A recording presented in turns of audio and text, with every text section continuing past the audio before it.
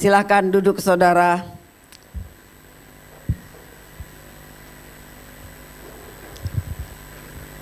Hari ini kita tahu bahwa bulan ini adalah masih bulan kemerdekaan ya. Kita tahu bahwa 17 Agustus 2 minggu yang lalu kita itu memperingati akan hari kemerdekaan ya. Jadi sebenarnya hari-hari ini itu di mana-mana masih ada yang dinamakan suasana kemerdekaan ya. Di mana-mana saudara, beberapa hari yang lalu pembantu saya itu mengatakan kepada saya, "Bu, saya mau pulang." Saya bilang, "Ngapain kamu pulang?" "Mau 17 Agustusan," katanya. "Di kampung kami kalau 17 Agustus ramai sekali. Di kampung kami ada acara yang luar biasa karena kampung kami ini sangat-sangat mengucap syukur karena apa? Karena kemerdekaan." Saudara, sampai banyak sekali di kampung-kampung itu ada acara, dan saudara tahu acaranya kan biasanya makan kerupuk ya, pertandingan begitu. Ini sebenarnya suatu luapan saudara, suatu luapan, suatu ekspresi, suatu yang ditunjukkan bahwa mereka itu benar-benar bersukacita, benar-benar merdeka. Tapi kalau saudara lihat, di dalam setiap pertandingan yang ada, selalu ada yang menang dan ada yang kalah. Gak ada semuanya menang ya. Selalu ada yang menang dan ada yang kalah. Ini suatu tanda, ini suatu bukti, ini sesuatu gambaran dalam kehidupan saudara dan saya. Saudara dan saya sudah mendapatkan yang dinamakan kemerdekaan, betul? Dengan Yesus Kristus itu mati di atas kayu salib, otomatis saudara dan saya itu sudah dibebaskan. Tetapi saudara, dalam mempertahankan kemerdekaan itu dibutuhkan pertandingan. Suatu saat saya mulai memikirkan akan hal ini. Kenapa sih kalau 17 Agustus selalu ada pertandingan? Gitu. Kan hampir semua, di mana-mana tempat, termasuk di Gracia kemarin ini ya. Semua bikin pertandingan, semua pertandingan. Bukan sesuatu hal rame-rame, tapi pertandingan. Kenapa diadakan pertandingan? Sebenarnya itu adalah gambaran sekali lagi ya, bahwa untuk mempertahankan kemerdekaan itu dibutuhkan perjuangan. Tanpa perjuangan itu tidak mungkin kalian bisa menang ya. Semua orang kepengen menang, kepengen mempertahankan kemerdekaan. Hari ini kita akan belajar bagaimana sih kita bisa mempertahankan kemerdekaan yang sebenarnya Tuhan sudah anugerahkan dalam hidup kita. Karena mau tidak mau saudara, kita semua sudah diselamatkan dengan darah Yesus Kristus. Tapi di dalam setiap hari dalam hidup kita itu penuh perjuangan. Kita menang atau kita kalah dalam menghadapi apapun. Pujian yang kita nyanyikan tadi adalah pujian yang sungguh amat sangat bagus, yang dikatakan apapun yang saat ini kita hadapi, dikatakan ya, kita tahu bahwa Tuhanlah yang akan melakukan segala sesuatu.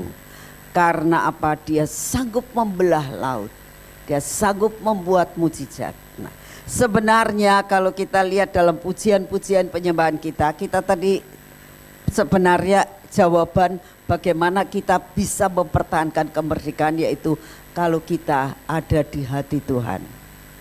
Ukirkan diriku ini di dalam hatimu Tuhan. Sebenarnya itu jawabannya. Tapi hari ini kita akan belajar saudara, bagaimana sih kita itu bisa menang di dalam perjuangan kita. Kita semua menghadapi masalah, kita semua menghadapi persoalan. Nah, untuk menghadapi ini supaya kita tetap merdeka. Merdeka itu sebenarnya menang, ya kan?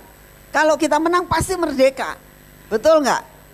Kalau kita kalah, kita di dalam belenggu. Tetapi selama kita menang, kita itu merdeka. Nah, bagaimana kita ini harus mempertahankan kemerdekaan ya. Kita akan baca bersama-sama di dalam nanti dulu ini Galatia 5 ayat 13 ya. Galatia 5 ayat 13 dikatakan begini ya. Saudara-saudara, memang kamu telah dipanggil untuk merdeka. Saudara percayakan semuanya ini, siapa yang belum terima Yesus sebagai juru selamat di sini? Saya kira semua sudah terima Yesus ya. Otomatis saudara sudah dibebaskan ya. Dikatakan saudara-saudara, ini Rasul Paulus mengatakan memang kamu telah dipanggil untuk merdeka. Ya, kita semua dipanggil untuk merdeka. Lalu dikatakan tetapi janganlah kamu mempergunakan kemerdekaan itu sebagai kesempatan untuk kehidupan dalam dosa. Melainkan layanilah seorang akan yang lain oleh kasih ya. Coba kita perhatikan akan ayat Galatia 5 ayat 13 tadi. Dikatakan jangan kamu mempergunakan kemerdekaan itu sebagai kesempatan untuk kehidupan dalam dosa. Artinya saudara dan saya itu sudah dimerdekakan ya. Jangan sampai kita itu mempergunakan kemerdekaan semau kita sehingga kita menjadi kalah.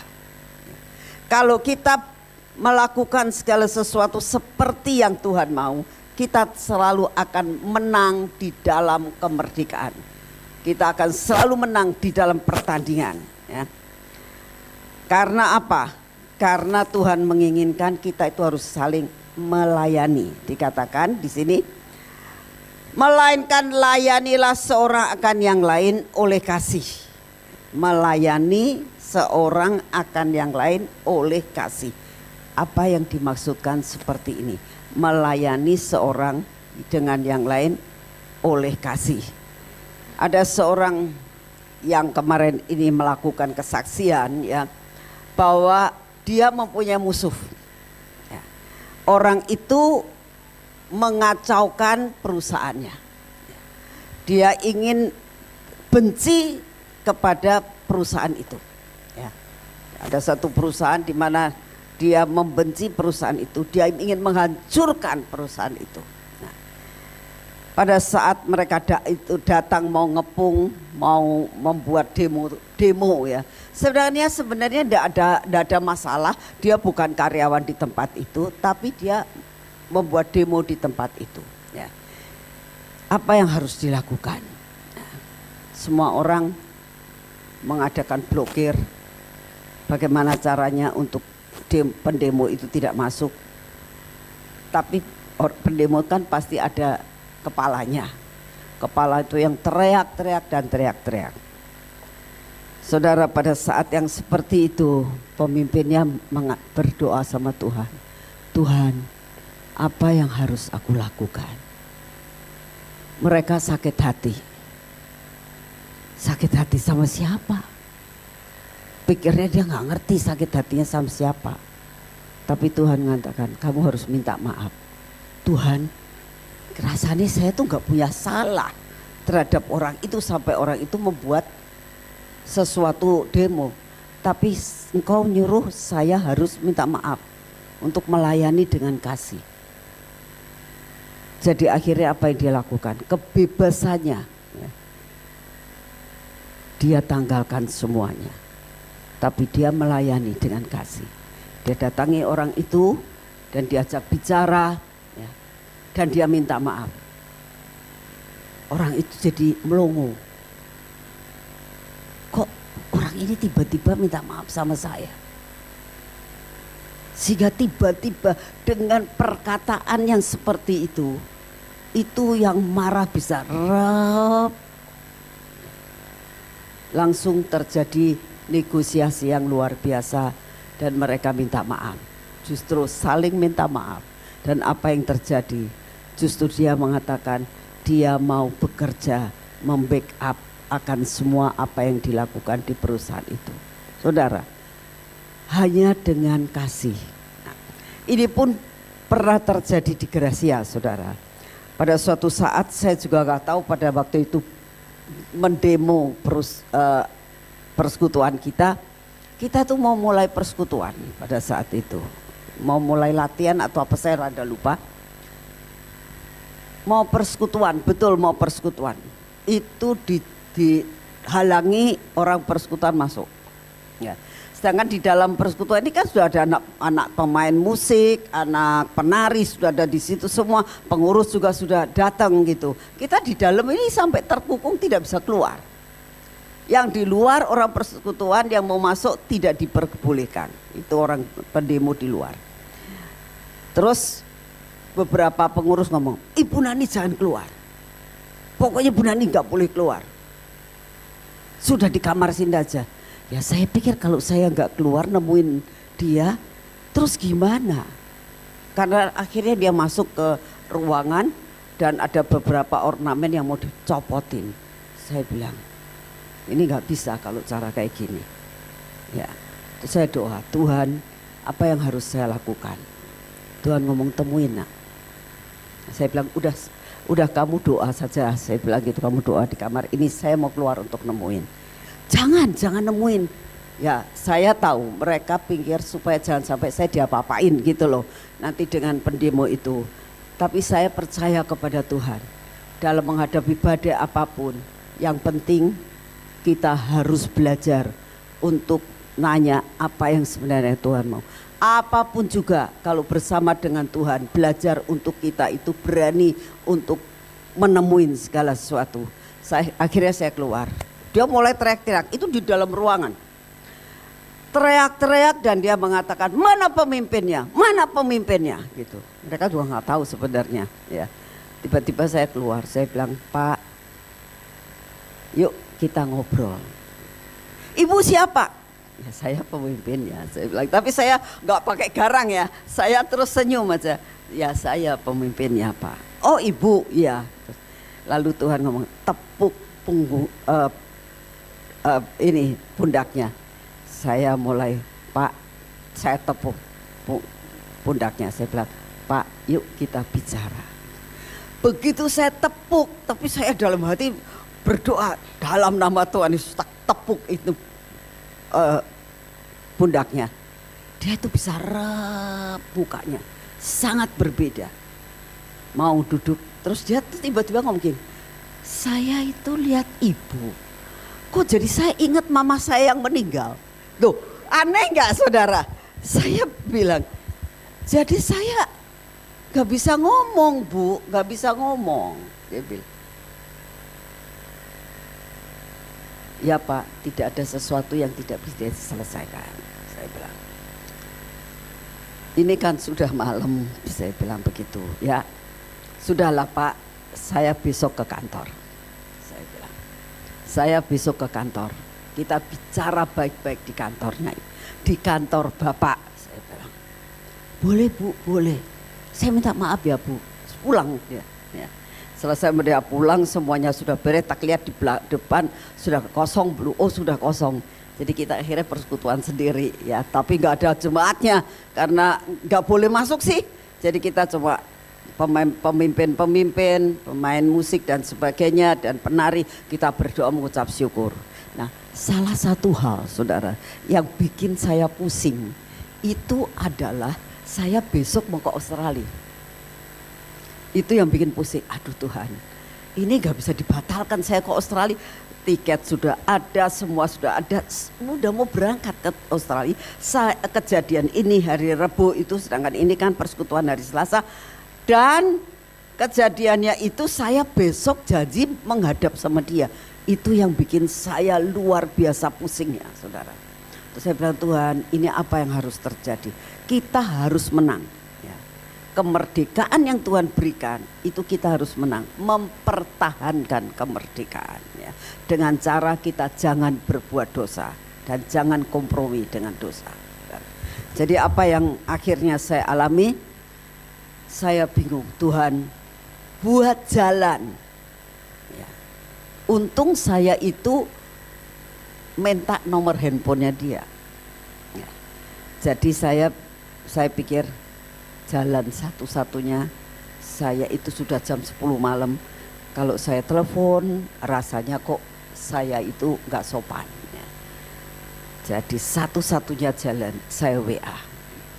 Saya doa, saya WA, Pak saya tadi kan janji untuk saya datang. Ternyata saya nggak bisa Pak, tapi saya akan mewakilkan saya dengan salah satu sekretaris saya. Ya. Dan saya janji begitu saya selesai dari Australia selama 2 minggu, saya akan datang nemuin Bapak. Saya bilang, dijawab saudara, oh nggak apa-apa Bu, nggak apa-apa. Itu kalau bukan Tuhan nggak bisa saudara. Hanya dengan kasih yang berasal dari Tuhan. Loh, lah ya kok dia ngeliatin saya kok bisa seperti mamahnya, itu kan sesuatu hal yang nggak mungkin. Saya orang apa, dia orang apa, dia suku apa, saya suku apa. Ya, tapi bisa seperti itu kalau ndak matanya diubahkan sama Tuhan dengan pakai kacamata apa ya saya nggak ngerti. Itu sampai seperti itu. Dan dia merasakan ibunya tuh baru saja meninggal. Jadi begitu dia tersentuh ya. Jadi saya percaya Tuhan punya 1001 jalan untuk melepaskan saudara dan saya dari segala sesuatu. Yang penting lakukan segala-galanya dengan kasih. Kasih itu menyelesaikan segala-galanya saudara. Singkat cerita ya, malam itu tim sedang ada di luar Jawa semua. Anak-anak banyak yang keluar Jawa. Langsung saya telepon, malam ini juga kamu pulang. Saya bilang, ada apa? Ini ada persoalan ini. Aku harus menghadap ke pejabat ini. Kamu datang, saya bilang. Malam ini kamu cari pesawat, pokoknya besok harus datang. Ketemu saya di bandara. Benar saudara, saya sampai bandara itu jam 3 sore. Saya mau berangkat malam, tengah malam. Mereka datang sampai di Jakarta juga di bandara. Ketemu saya di bandara, saya cerita, ini kejadiannya begini. Cepat kamu pulang, besok kamu ngadep. Saya bilang, karena saya janji besok kamu harus ngadep. Akhirnya saudara, apa yang terjadi? Semua berjalan dengan baik.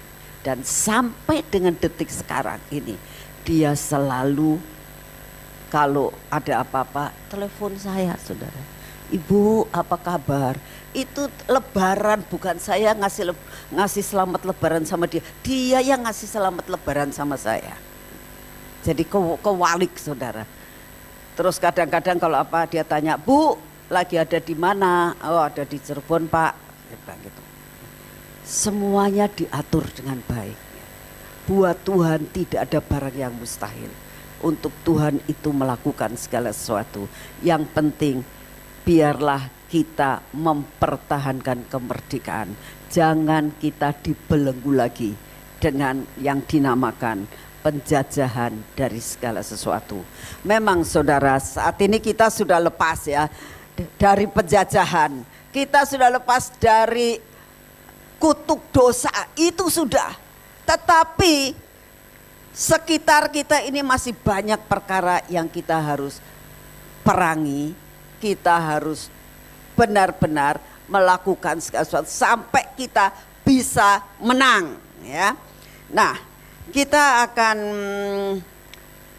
lihat di dalam contoh-contoh yang ada ya. Kita lihat dalam Galatia 5 ayat yang pertama. Supaya kita sungguh-sungguh merdeka, Kristus telah memerdekakan kita. Karena itu apa yang harus kita lakukan? Yang saya katakan, berdiri teguh dan jangan mau lagi dikenakan kuk perhambaan. Berdiri teguh, jangan mau dikenakan lagi kuk perhambaan. Artinya begini, kalau saya menyerah pada waktu itu, saya ada dalam kutuk perhambaan lagi, persekutuan ditutup, ya kan? Gak boleh lagi. Tapi kalau kita berdiri teguh, kita tahu persis bahwa kita ada di dalam jalur yang benar. Tuhan pasti ada di pihak kita. Amin. Ya. Nah, salah satu contoh adalah kita lihat apa yang dihadapi oleh kehidupan Yusuf ya. Kita akan baca memang agak banyak dari Kejadian 39 sampai selanjutnya, tapi kita tahu persis ini cerita yang harus saudara dan saya baca supaya tahu persis bahwa bagaimana Yusuf itu dapat mengatasi segala sesuatu, kemerdekaan yang diberikan kepadanya itu tetap dipertahankan. Kita lihat dalam Kejadian 39 dari ayat yang pertama. Adapun Yusuf telah dibawa ke Mesir, dan Potifar, seorang Mesir pegawai istana Firaun, kepala pengawal raja, membeli dia dari tangan orang Ismail yang telah membawa dia ke situ.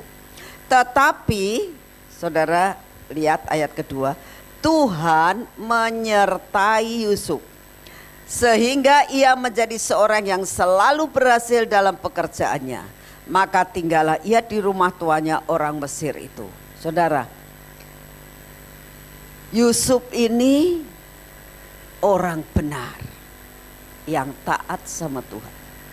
Sekalipun dia menghadapi problem yang sungguh amat sangat berat dan dia tidak salah. Tapi lihat ya, apapun yang dihadapi, firman Tuhan mengatakan Tuhan menyertai Yusuf. Kalau saudara berjalan di jalan yang benar, apakah orang yang benar itu tidak akan menghadapi masalah? Iya, tetap. Tapi satu perkara kita tahu, Tuhan menyertai Yusuf. Dalam perjalanan kita jalan ke sini tadi, kita lagi ngobrol-ngobrol tentang ada seorang ibu ya sakit, yang saat ini masih dalam keadaan sakit. Kalau saudara lihat kehidupan ibu itu, hidupnya itu yang kita lihat dari mata ya, dari mata kita, saya tidak tahu hatinya. Tapi yang saya lihat ini ibu adalah orang yang suka puasa.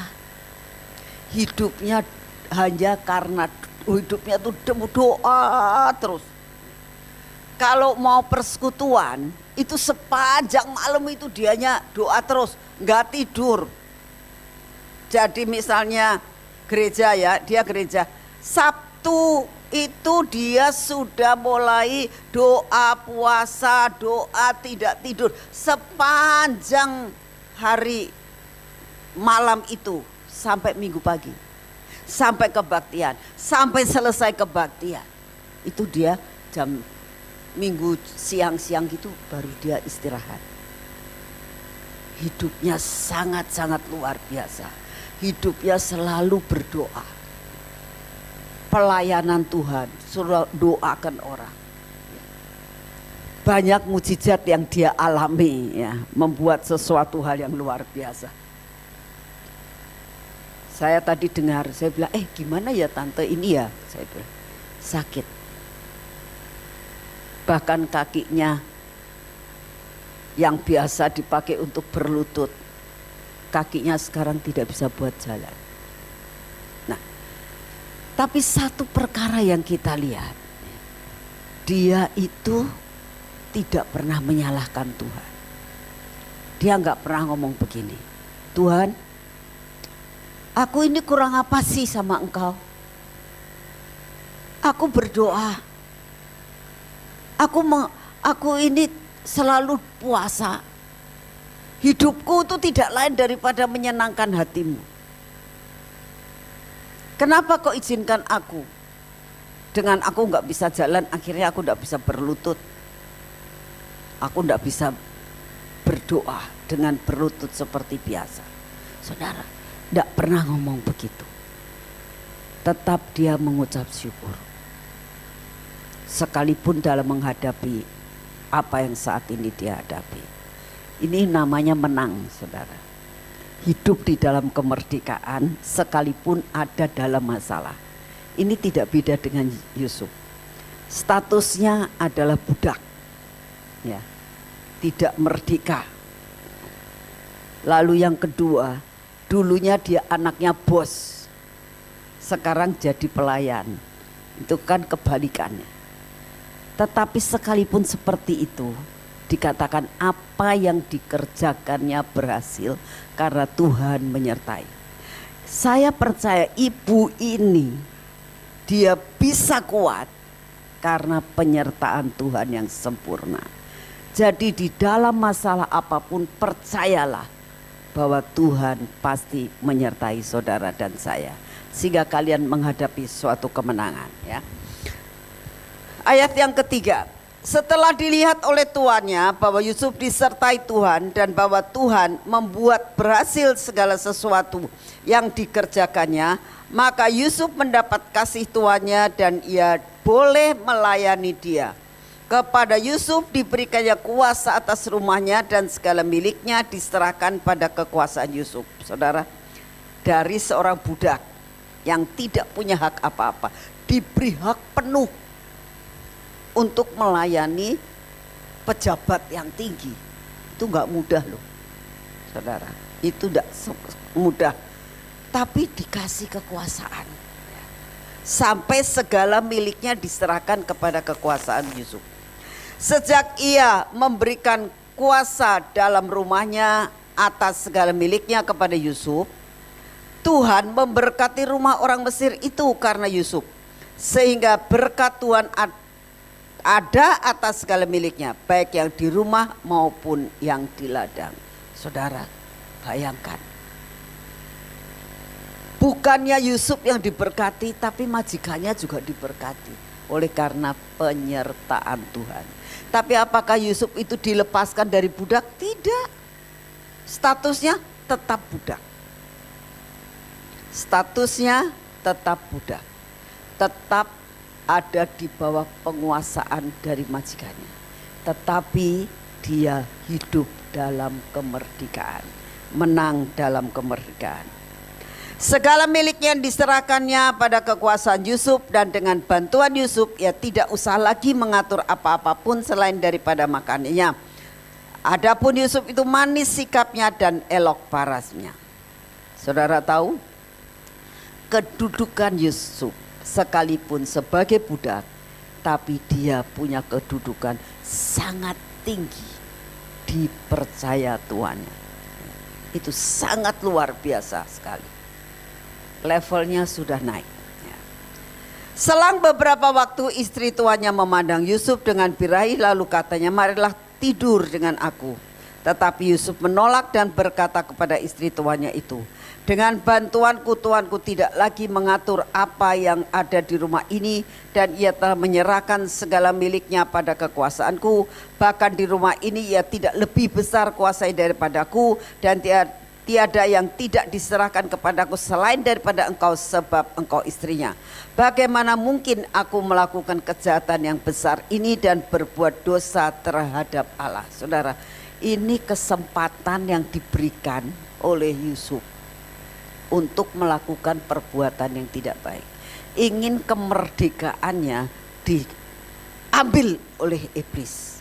Ingin dijatuhkan dengan perkara-perkara yang dinamakan kesukaan dunia. Tapi lihat apa yang dialami Yusuf. Dia melepaskan diri. Dia tidak mau kompromi dengan dosa. Sekalipun akibat daripada dia tidak mau kompromi dengan dosa, ya. Apa yang terjadi? Saudara tahu dalam ayat-ayat yang terakhir, ayat 20. Lalu Yusuf ditangkap oleh tuannya dan dimasukkan ke dalam penjara, tempat tahanan raja-raja dikurung. Demikianlah Yusuf dipenjarakan di sana, saudara. Buat orang dunia akan mengatakan goblok dia. Coba dia itu melakukan perselingkuhan dengan diam-diam, lebih enak dia. Mungkin dia lebih dikasih apa. Tapi saudara tahu, ya, tidak ada suatu kejahatan atau suatu dosa yang tidak akan terbongkar. Jadi oleh karena itu saya berdoa buat setiap pengusaha yang ada di tempat ini. Siapapun saudara saat ini usaha maupun dalam keluarga maupun apapun juga, ingat ya, tidak ada suatu dosa yang tidak bakal terbongkar. Jadi belajarlah kita harus menang di dalam kemerdekaan yang Tuhan berikan buat saudara dan saya. Pakai kemerdekaan itu, jangan mau kompromi dengan dosa, karena tidak tidak lama ya, semua akan pasti terbongkar. Ya. Kita melihat di sini betapa kita harus belajar dari Yusuf, tidak mau kompromi dengan dosa. Nah, hal yang kedua yang hari ini kita belajar yaitu dari Imam Eli. Imam Eli diberikan kepercayaan yang sama. Imam Eli itu ada di dalam 1 Samuel. Ya. Kita akan baca sama-sama di dalam 1 Samuel pasal yang kedua ayat 27. Dikatakan begini. Ada seorang abdi Allah datang kepada Eli dan berkata kepadanya, beginilah firman Tuhan, bukankah dengan nyata, firman Tuhan katakan, ya, abdi Allah ini menegur Eli, tapi mengingatkan sama Eli, kamu ini sebetulnya siapa? Ya, dikatakan begini, begini firman Tuhan, bukankah dengan nyata aku menyatakan diriku, ya. Bukankah dengan nyata aku menyatakan diriku kepada nenek moyangmu ketika mereka masih di Mesir dan takluk kepada keturunan Firaun, dan aku telah memilih dari segala suku Israel menjadi iman bagiku. Jadi Eli ini dikasih tahu, aku ini kan sudah memilih kamu sebagai imam. Jadi Eli ini adalah salah satu hakim yang diberi kekuasaan untuk menghakimi orang Israel. Itu gak mudah loh. Gak semua orang boleh jadi imam. Ini Eli diberi kekuatan dan dijadikan dan dipilih menjadi imam. Supaya kamu itu mempersembahkan korban di atas mezbahku, membakar ukupan, memakai baju efod di hadapanku. Kepada kaummu telah kuserahkan segala korban api-apian orang Israel. Saudara, jadi ada hal yang kita pelajari. Yang pertama, Tuhan menyatakan diri. Yang kedua, Eli itu dipilih oleh Tuhan. Lalu yang ketiga, diserai tanggung jawab yang besar. Ini namanya kemerdekaan dan tanggung jawab. Saudara dan saya di dalam dunia ini pun mendapatkan hal yang sama. Saudara dan saya sudah dimerdekakan. Ya, ingat. Ya.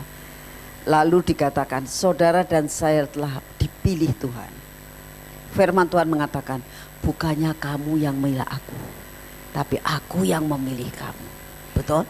Jadi saudara ini adalah orang pilihan, bukan orang sembarangan. Ya. Lalu dikatakan, Tuhan sudah menyerahkan tanggung jawab yang besar buat saudara. Apa sih tanggung jawabnya? Salah satunya, ya, salah satunya amanat agung. Itu tanggung jawab kita. Beritakan firman, ya, baptiskan mereka supaya mereka semua menjadi muridku. Ya. Ini tugas. Lalu apa? Menjadi saksi di mana saudara dan saya ditempatkan. Ini yang Tuhan mau dalam kehidupan saudara dan saya. Nah, ini tugas tanggung jawab. Apa yang dimaksudkan dengan kita harus menjadi berkat di sekitar kita? Senyum kita saja itu sudah menjadi berkat. Kalau kita ketemu orang, ya, lalu kita itu cemberut terus, saudara. Apalagi kalau saudara misalnya ketemu sesama kita, ya, seperti tadi. Saya tadi mampir ke Tahu. Di situ ada orang yang pakai baju profetik. Lalu anak-anak, ini pasti mau ke persekutuan nih. Sudah tahu.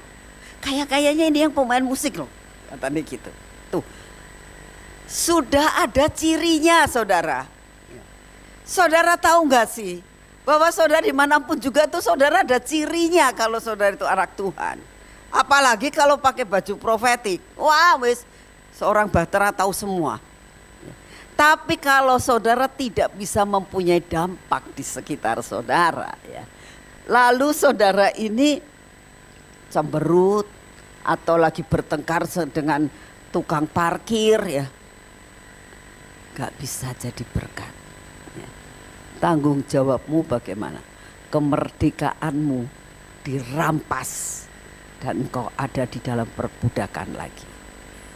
Nah, ini tanggung jawabnya.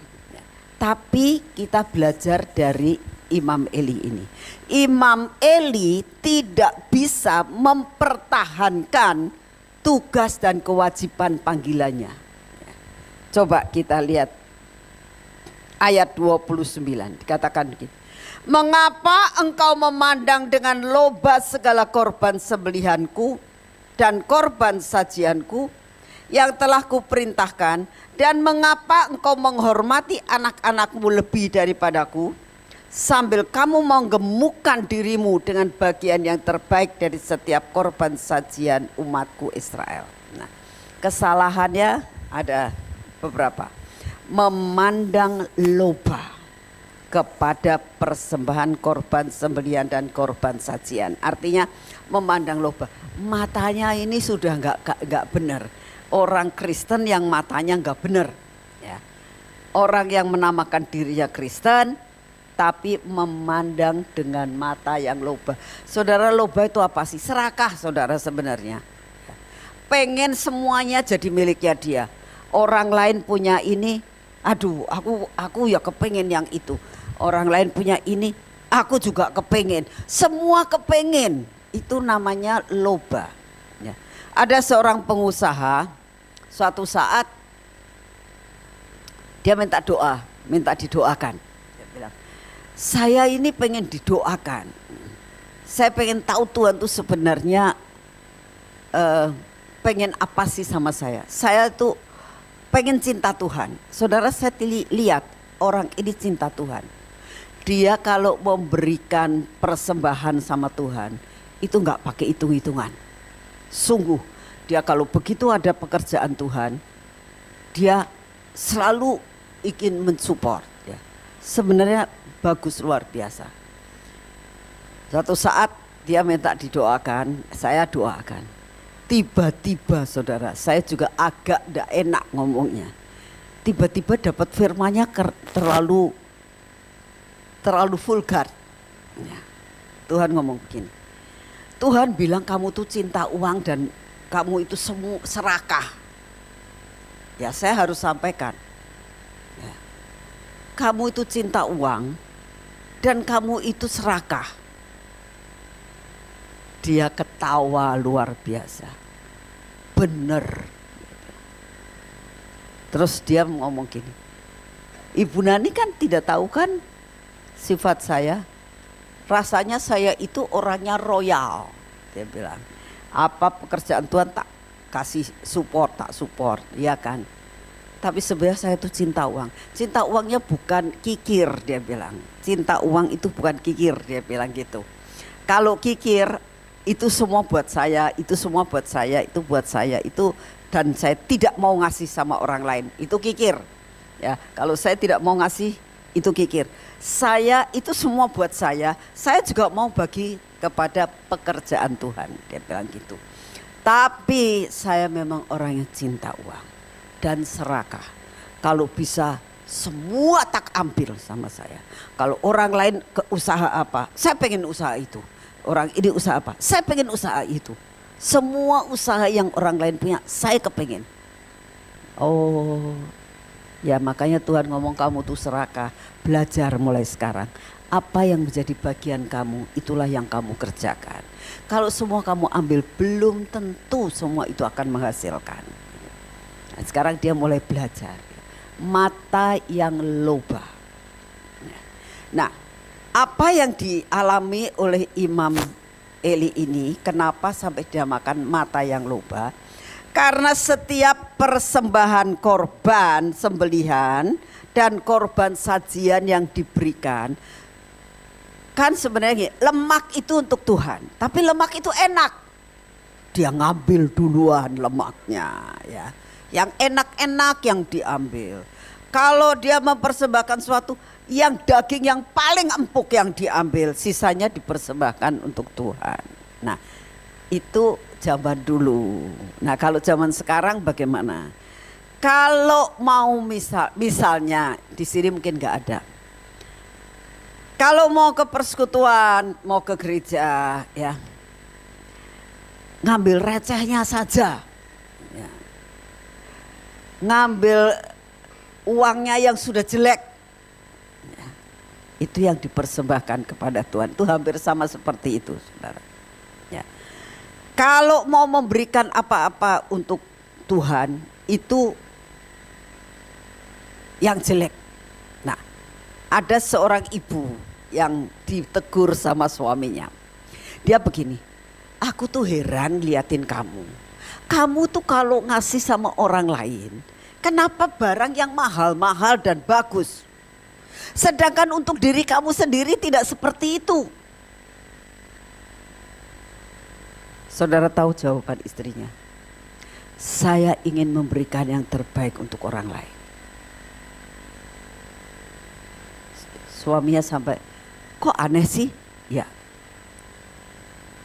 saya ingin memberikan orang lain lebih daripada diri saya sendiri. Ada satu keluarga, saudara, kalau dia ngajak makan hamba Tuhan, itu ke restoran yang mahal-mahal, saudara. Yang macem-macem, pokoknya dia tahu restoran yang mahal-mahal, yang pokoknya menjamu yang terbaik buat hamba Tuhan. Tapi kalau saudara tahu di rumahnya, makannya itu tahu tempe. Makannya sangat sederhana. Sampai suatu saat saya bilang, Pak, di rumah makanannya kayak gini. Bapak itu kalau ngajak saya makan di tempat restoran mahal-mahal, pan saya harus memberi yang terbaik buat hamba Tuhan. Nah, seharusnya begitu, saudara. Beri yang terbaik untuk orang lain. Tapi bukan berarti kamu tidak boleh untuk diri kamu juga baik. Boleh, gak ada larangan. Tapi jangan sampai dikatakan memandang loba kepada persembahan, korban sembelihan dan korban sajian. Yang kedua, kesalahan daripada imam menyalahgunakan hak yang Tuhan berikan, yaitu menghormati anak-anaknya melebihi Tuhan. Sebab kalau kita lihat dalam 1 Samuel ceritanya begini. Dia tahu persis anaknya salah, tapi dianya tidak berani mengambil suatu langkah untuk memarahi dia dengan betul-betul. Ya. Cuma jangan begitu anakku, nggak bisa. Ya. Firman Tuhan mengatakan kau harus pegang itu rotan untuk mengajar anakmu. Gak usah takut, jangan sampai anak itu nanti, tidak mungkin anak itu sampai mati. Belajar untuk benar-benar mengajar seseorang anak sampai takut dan taat kepada Tuhan. Ya. Eli tidak seperti itu. Ya.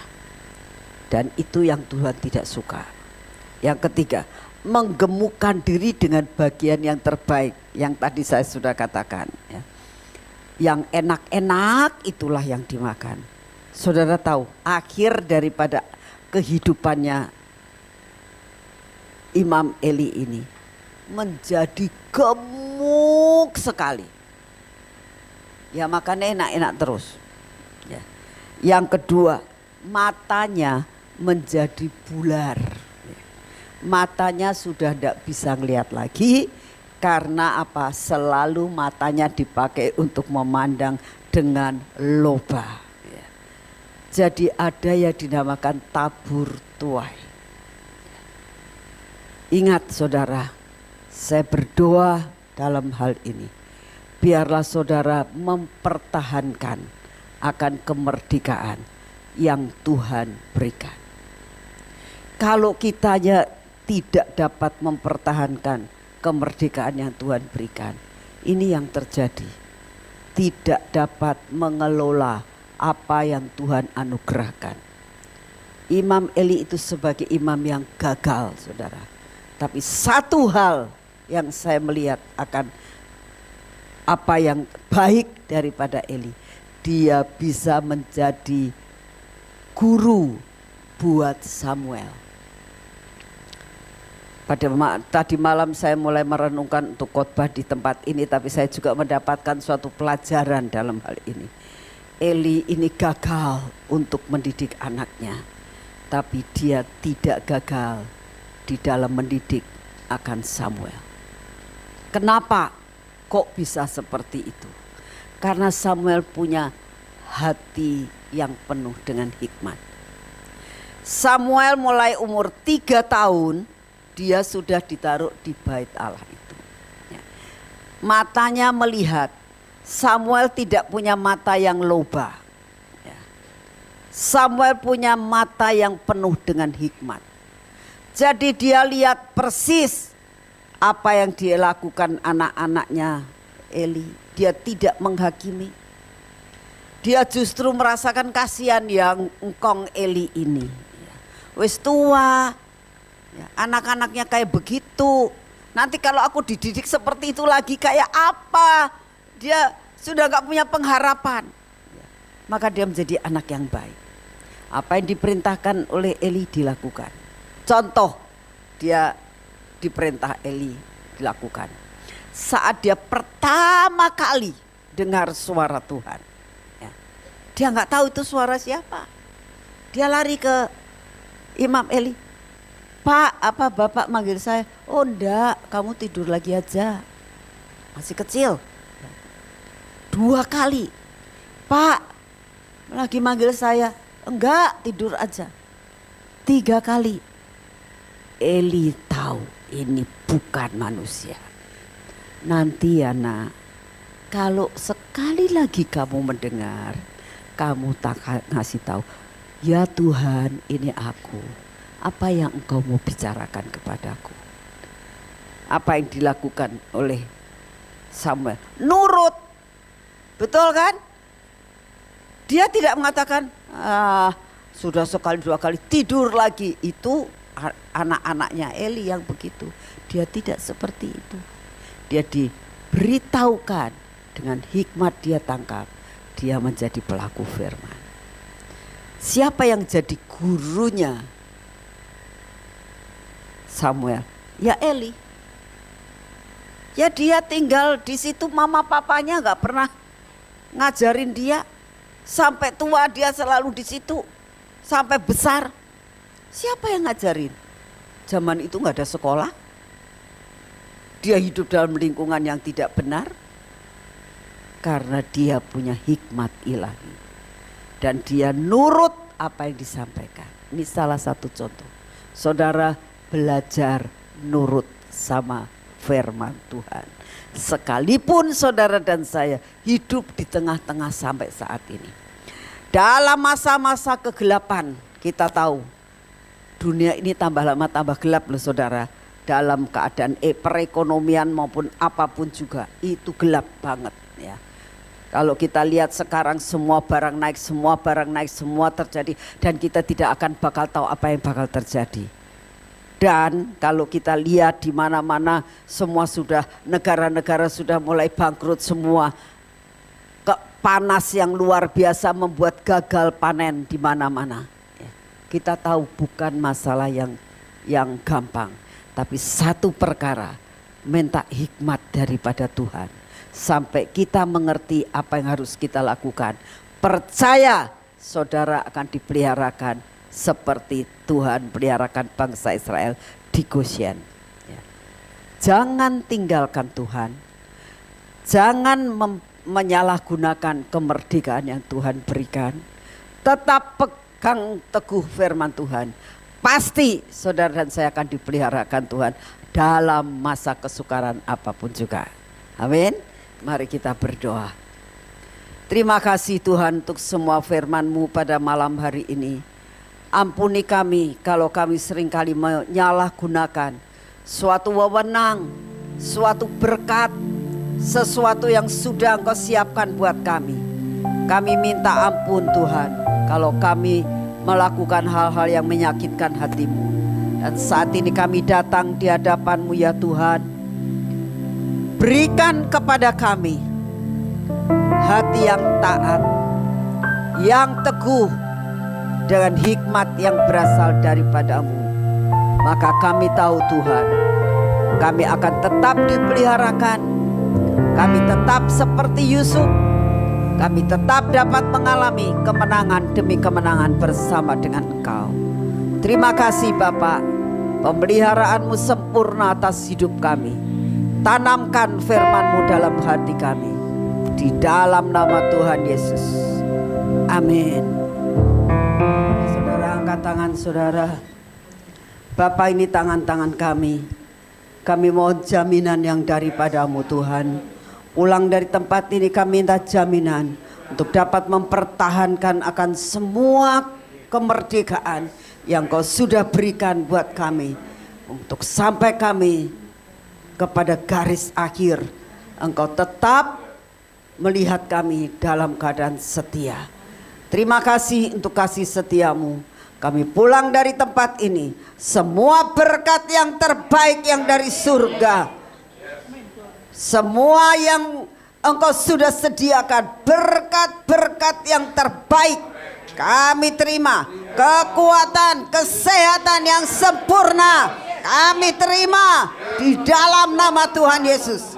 Kami pulang dari tempat ini, berkat Engkau berikan pada kami dengan berlimpah-limpah. Terima kasih untuk semua. Dalam nama Tuhan Yesus kita katakan sama-sama, amin.